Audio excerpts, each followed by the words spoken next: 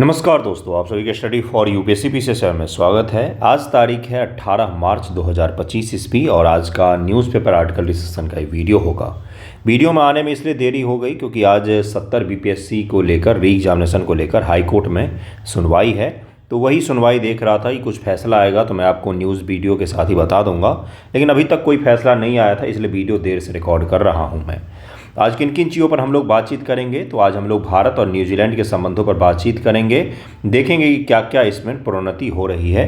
New Zealand के प्रधानमंत्री महोदय जो हैं वो भारत की यात्रा पर आए हुए हैं और बहुत बड़े स्तर पर बातचीत हो रही है। ट्रेड डील, डिफेंस डील, बहुत सारे डीलों को साइन किया जा रहा है, तो इसको हम लोग देखेंगे। बिहार स्पेशल दो बड़ी न्यूज हैं जिसको हम लोग देखेंगे। पीटी और मेंस दोनों का पॉइंट ऑफ व्यू से वो इंपॉर्टेंट होंगे आपके लिए, तो हम बिहार स्पेशल से ही आज शुरू करेंगे।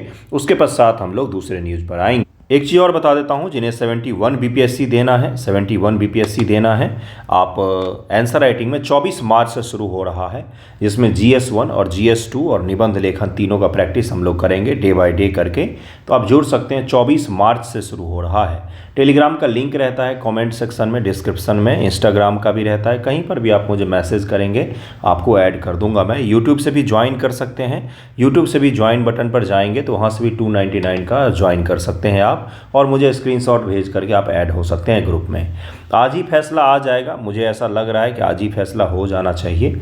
आगे के डेट की भी संभावना बन रही है, जितना मैंने हियरिंग सुना है अभी तक उसके हिसाब से मुझे ये लग रहा है कि हम लोगों के पास में, मतलब कि जो री एग्जामिनेशन के लिए अप्लाई किया जिन लोगों ने, हमारे पास प्रूफ की कमी है ऐसा दिख रहा है। आर्गूमेंट तो सही किया है उन्होंने, बहुत सारे चीज़ों का हवाला दिया है, लेकिन हर चीज़ के साथ आपको प्रूफ देना पड़ता है, केवल तर्कों से बात नहीं बनती है। तो प्रूफ की कमी अभी तक तो मुझे देखने को मिला ही है, बाकी देखते हैं कि क्या होगा। Let's hope for the best. चलिए शुरू करते हैं आज का वीडियो। देखिए, पहला न्यूज़ है बिहार स्पेशल में कि बाल विवाह उन्मूलन हेतु टास्क फोर्स गठित किया जा रहा है। बाल विवाह की समस्या देश के पूर्वी भाग में, यानी कि उत्तर प्रदेश, बिहार, पश्चिम बंगाल, असम, इन क्षेत्रों में, उसके अलावा देश के पश्चिम भागों में, राजस्थान, गुजरात, इन क्षेत्रों में आपको देखने को मिलेगा बाल विवाह की समस्या। तो बिहार सरकार राज्य में बाल विवाह को रोकने उन्मूलन के मुख्य सचिव की अध्यक्षता में एक राज्य स्तरीय टास्क फोर्स गठित करने का निर्णय लिया है कि नाबालिग में ही बच्चों की विवाह कर दिए जाते हैं, उसी को क्या कहा जाता है, बाल विवाह कहा जाता है। इस प्रकार के जो न्यूज होते हैं बिहार सरकार के इनिशिएटिव होते हैं, इनका उपयोग आप मेंस आंसर राइटिंग में भी कर सकते हैं। टास्क फोर्स का उद्देश्य और कार्य क्या है? बाल विवाह की रोकथाम हेतु पुलिस व अन्य एजेंसियों को प्रभावी रूप से निर्देशित करना, बाल विवाह निषेध अधिनियम PCMA से जुड़े मामलों को कठोरता के साथ निपटाना सुनिश्चित करना, बाल विवाह निषेध अधिकारी CMPO और विशेष किशोर पुलिस इकाई के बीच समन्वय को बढ़ाना। ये टास्क फोर्स एक डेडिकेटेड ही बना दिया गया है कि चाइल्ड मैरिज जो है उसको रोकने के लिए बिहार सरकार ने इनिशिएटिव लिया है। मैं आपको एक चीज़ बताता हूँ, आपने एक योजना पढ़ी होगी, बेटी बचाओ बेटी पढ़ाओ। उसका ये भी उद्देश्य था कि लड़कियों को कम उम्र में विवाह से रोकना और शिक्षा के लिए प्रेरित करना। आपको बिहार सरकार की कई सारी योजनाएं आपने सुनी होगी कि ग्रेजुएशन के पश्चात आपको इतना रुपया मिलेगा, 12th के पश्चात आपको इतना रुपया मिलेगा। तो उसमें कहीं ना कहीं ये भी लिखा रहता है कि अविवाहित महिलाओं को ये पैसे दिए जाएंगे। वो इसलिए लिखा रहता है ताकि महिलाएं कम से कम इसी लोभ में ही सही, परिवार जो है, समाज जो है, महिलाओं को पढ़ने दे कि इसको ग्रेजुएशन तक अगर हम रखेंगे अविवाहित तो ये क्या हो जाएगा, तो 25,000 रुपये मिल सकते हैं। बाल विवाह निषेध अधिकारी को और ये सब काम करेंगे ही। राज्य में बाल विवाह की स्थिति क्या है? नेशनल फैमिली हेल्थ सर्वे 5, जो लास्ट फैमिली हेल्थ सर्वे है, के अनुसार बिहार देश में बाल विवाह के दर के मामले में पश्चिम बंगाल के बाद दूसरे स्थान पर आता है। सबसे पहले स्थान पर कौन? तो वेस्ट बंगाल अभी भी है, दूसरे स्थान पर अपना बिहार। मैंने आपको पहले ही बताया कि देश के पूर्वी भाग वेस्ट बंगाल, बिहार, असम और उड़ीसा, झारखंड भी ले सकते हैं, और देश का पश्चिमी भाग कौन सा? गुजरात, राजस्थान और हरियाणा भी ले सकते हैं। इन क्षेत्रों में आज भी चाइल्ड मैरिज बहुत ही बड़े स्तर पर देखी जाती है।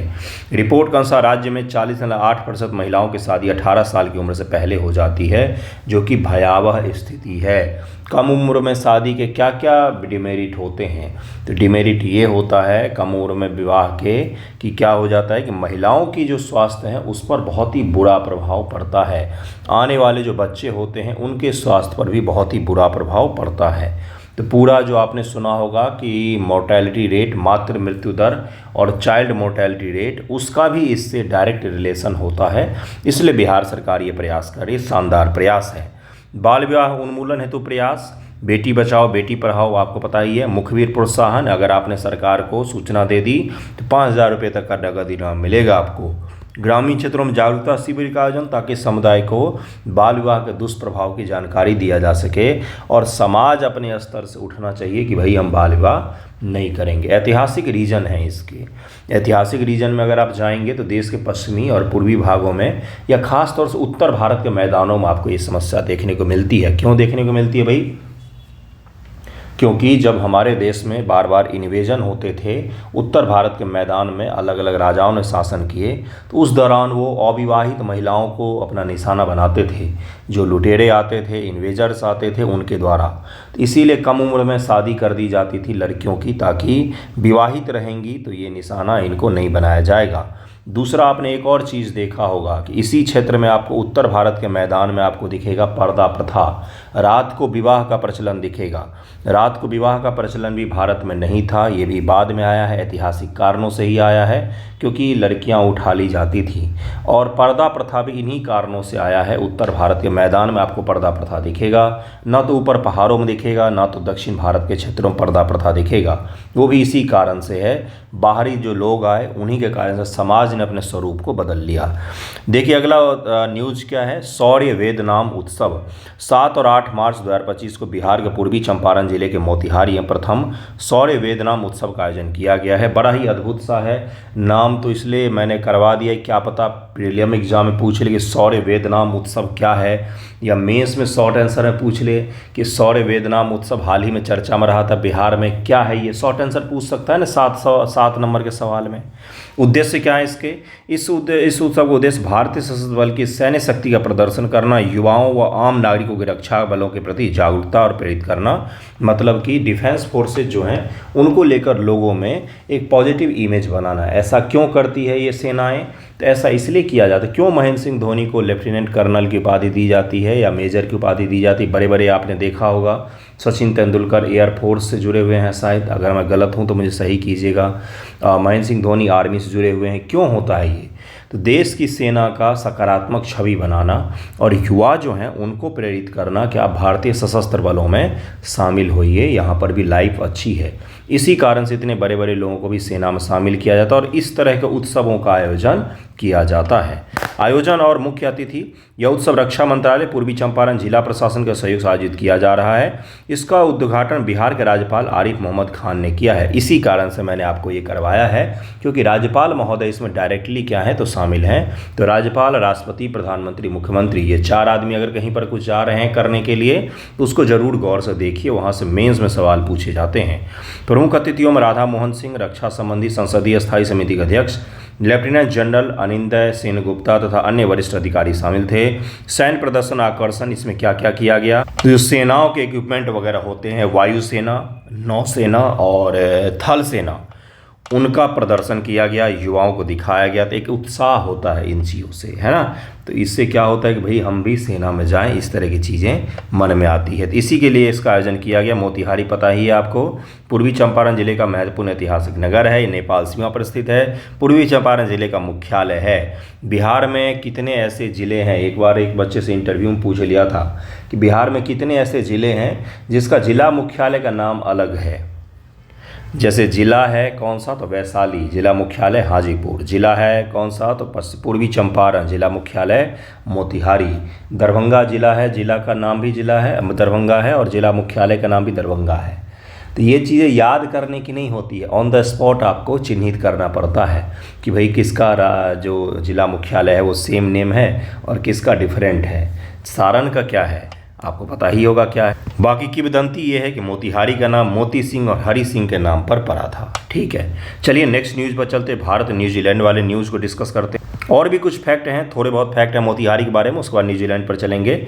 यह प्रसिद्ध लेखक जॉर्ज ऑरवेल का जन्म स्थान है। महात्मा गांधी के चंपारण सत्याग्रह प्रमुख केंद्र है। जॉर्ज ऑरवेल का नाम जानते हैं क्या? कुछ किताबों के नाम अगर आप मुझे बताएंगे तो अच्छा रहेगा। दार्शनिक स्थल केसरिया बौद्ध स्तूप केसरिया में स्थित यह दुनिया का सबसे ऊंचा बौद्ध स्तूपों में से एक है। अशोक स्तंभ लौरिया गांव में स्थित है। 36.5 फीट ऊंचा है स्तंभ। सम्राट अशोक द्वारा 239 ईसा पूर्व में बनाया गया था। इसे स्तंभ धर्म लेख के नाम से भी जाना जाता है। तो ये भी ध्यान रखिएगा। नेक्स्ट न्यूज़ देखिए क्या है। नेक्स्ट जो न्यूज़ है वो है कि भारत न्यूजीलैंड रक्षा समझौता और FTA वार्ता। भारत न्यूजीलैंड संबंध को तो हम लोग नेक्स्ट वीडियो में पढ़ेंगे, लेकिन क्या वार्तालाप हुआ है, किन चीज़ों पर कल बातचीत हुई है, उसको ज़रा हम लोग देखेंगे। क्योंकि भारत न्यूजीलैंड संबंध जब मैं आपको पढ़ाऊंगा तो इन करंट को आप उसमें इम्प्लीमेंट करके फिर उसको आप आंसर राइटिंग में लिखेंगे। क्या है समझौते का उद्देश्य? भारत और न्यूजीलैंड ने 17 मार्च 2025 को एक रक्षा सहयोग समझौता डिफेंस कॉर्पोरेशन पैक्ट पर हस्ताक्षर किए, जिसका मुख्य उद्देश्य इंडो पैसिफिक क्षेत्र में चीन की बढ़ती आक्रामकता का मुकाबला करना है। आपसे पूछा जा सकता है कि हाल ही में भारत ने इंडो पैसिफिक रीजन में चीन का मुकाबला करने के लिए किस प्रकार के कदमों को उठाया है, तो आप वहाँ पर बताएंगे कि क्वाड में भारत शामिल हुआ है, भारत ने क्वाड बनाया है। भारत ऑस्ट्रेलिया के साथ रक्षा समझौतों पर बातचीत करता है, 2+2 की वार्तालाप करता है। भारत अमेरिका मिलकर इस क्षेत्र में काम करने जा रहे हैं। अब भारत और न्यूजीलैंड ने भी समझौता ज्ञापन पर हस्ताक्षर किया है कि इंडो पैसिफिक रीजन में हम चीन के प्रभाव को कम करने के लिए साथ में मिलकर काम करेंगे। सामरिक संदर्भ, दोनों देशों ने इस समझौते को चीन की बढ़ती चुनौती के जवाब में एक रणनीतिक कदम बताया। खासकर इंडो पैसिफिक क्षेत्र में दोनों को ये चीज़ पता है कि चाइना एक बहुत ही बड़ा कंसर्न है यहाँ पर। समुद्री सुरक्षा को बढ़ावा देना, आतंकवाद और उग्रवाद, टेररिज्म और एक्सट्रीमिज्म, ये क्या है? तो खालिस्तानी जो आपको देखते हैं, ये जो चिटपुर्जे से हैं, इनको आप देखोगे New Zealand, Australia, Germany, Britain, Canada, America, इन सब जगहों पर इसका प्रभाव बड़ा ही ज़्यादा है। भारत में नहीं है, इनका बाहरी जगहों पर ही ज़्यादा है। तो इसको लेकर भी क्या हो रहा है यहाँ पर, तो भारत ने न्यूजीलैंड के साथ साइन किया है कि आपके देश में इस तरह की चीज़ें नहीं होनी चाहिए। रक्षा और सुरक्षा साझेदारी को मजबूत करना, समुद्री क्षेत्र में संवाद को बढ़ाना, मैरीटाइम डायलॉग जो होता है इसको बढ़ाने पर भी बातचीत हुई है कि मैरीटाइम डायलॉग को बढ़ाया जाए, जिससे समुद्र में हम दोनों देश मिलकर काम कर सकें। नेक्स्ट देखिए कि क्या है। नेक्स्ट है कि प्रधानमंत्री नरेंद्र मोदी का बयान है कि यह समझौता इंडो पैसिफिक क्षेत्र को समृद्ध और सुरक्षित बनाने में योगदान देगा। BPSC ने 65वीं BPSC में एक शानदार सा सवाल पूछा था। क्या सवाल पूछा था उसने कि इंडो पैसिफिक रीजन क्या है और भारत को इंडो पैसिफिक को लेकर क्या चिंताएं हैं, भारत की चिंताएं क्या हैं और भारत किस प्रकार से उसका समाधान निकाल रहा है या निकालने का प्रयास कर रहा है। इसी प्रकार का एक सवाल पूछा गया है BPSC प्रीवियस ईयर में।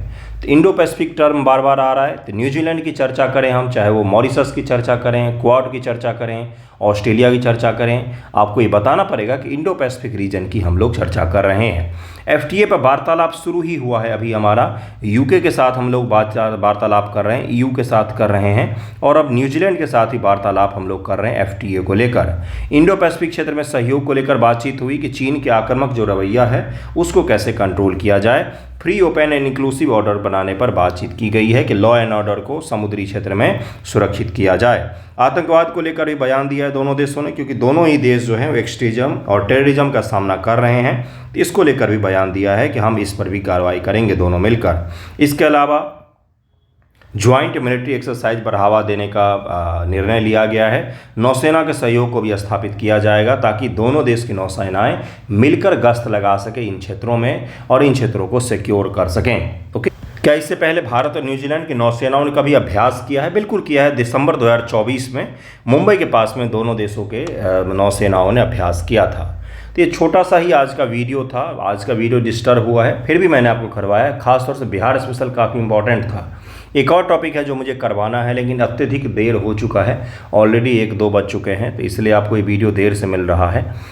जो न्यूजीलैंड और भारत का रिलेशन है उसको हम लोग कल डिटेल में पढ़ लेंगे। इतिहास भी पढ़ेंगे, उसका वर्तमान भी पढ़ेंगे, भविष्य पढ़ेंगे, चुनौती भी पढ़ेंगे, समाधान भी पढ़ेंगे। ओके, तो थैंक यू सो मच आप सभी का वीडियो देखने के लिए।